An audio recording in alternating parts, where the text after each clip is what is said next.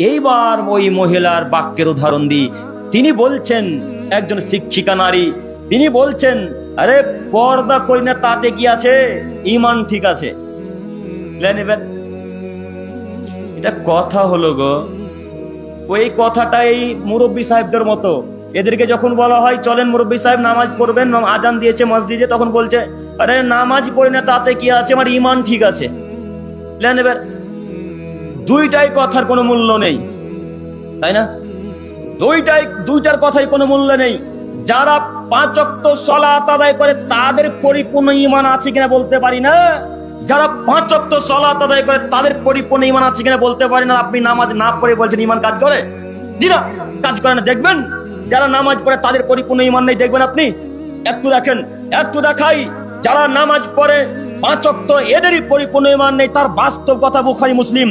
আবু হুরায়রা রাদিয়াল্লাহু তাআলা আনহু বলেন, রাসূল সাল্লাল্লাহু আলাইহি সাল্লাম বলেছেন, লা তাসরাবুল খামরা হিনা ইয়াসরিবু ওয়া হুয়া মুমিন। আদমের ছেলে মেয়ে শোনো, যখন তোমাদের মধ্যে কোনো মানুষ নেশাদা দ্রব্য খাই পান করে, যখন তোমাদের মধ্যে কোনো মানুষ নেশাদা দ্রব্য খাই পান করে, তখন তার অন্তরে ঈমান কাজ করে, এ কথা ইসলাম মেনে নেয় না।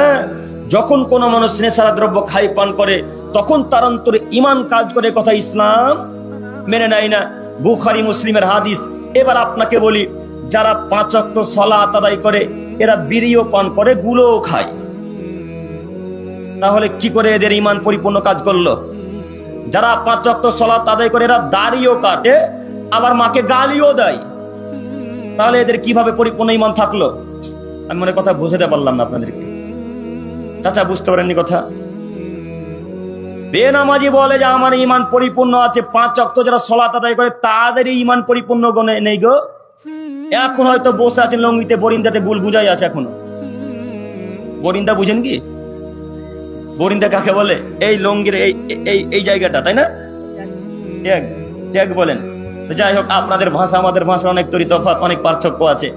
তো এখন উপস্থিত জালসাতে আছেন, দিনী সভাতে আছেন, পকেটে বিড়িগুলো গুটকা নিয়ে এসেছেন, এই তো আপনি মুমিন, এই তো আপনি মুসলমান।